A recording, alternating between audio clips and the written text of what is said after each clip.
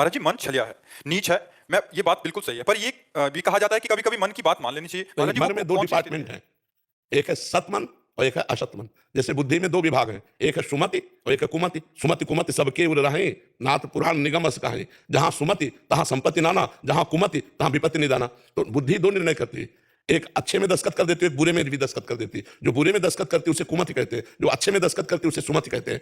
और बात अच्छी और बुरी पेश करने वाला मन पेशकार है, दस्तखत करने वाली बुद्धि है। बुद्धि के दस्तखत के बिना मन कुछ नहीं कर सकता। वो इतनी प्यारी बात रखता है, चाहे गंदी ही बात हो, पर इतने प्यार से रखता है कि तुरंत बुद्धि दस्तखत कर देती है। अगर बुद्धि सुमति हुई तो मना कर देती है, नहीं। अगर बुद्धि ने ना कह दिया तो मन कुछ नहीं कर सकता। तो मन के दो डिपार्टमेंट है, एक है कुमार्गगामी मन और एक है सन्मार्गगामी मन। तो जब कभी सतोगुण होता है तो सन्मार्गगामी मन होता है उस समय, और वो ठीक निर्णय बताता है, ये ऐसा दान देना चाहिए, आज ऐसी दया करनी चाहिए। और जो कुमार्गगामी होता है वो गलत आचरणों की तरफ प्रेरित करता है। तो खास बात मन नहीं है, खास बात बुद्धि है कि वो कुमार्गगामी मन के पेश किए हुए भोगों में स्वीकृति रूपी दस्तखत न करे। होए बुद्धि जो परम सयानी, तिन तन चितई ना नहीं जानी।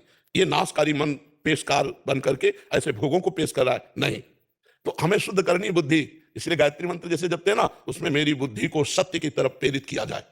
मतलब मेरी बुद्धि सद्बुद्धि बने, असद बुद्धि का नाश हो। तो असद बुद्धि का यदि नाश हो गया तो मन जितने भी हमारे अंदर संकल्प पैदा करेगा, बुद्धि अगर सही नहीं है तो उसे डिलीट करती रहेगी, तो मन कुछ नहीं कर पाएगा। बुद्धि जैसे एक शरीर रथ है, इंद्रियां उसके घोड़े हैं, मन उसकी लगाम है, बुद्धि उसका सारथी है और जीव रथी है, जीव बैठने वाला है। सारा खेल इस रथ का बुद्धि के हाथ में है, सारथी के हाथ में। अगर लगाम ढीली कर दी तो घोड़े भाग पड़ेंगे और कुमार्गगामी घोड़े पता नहीं कहां गिरा देंगे।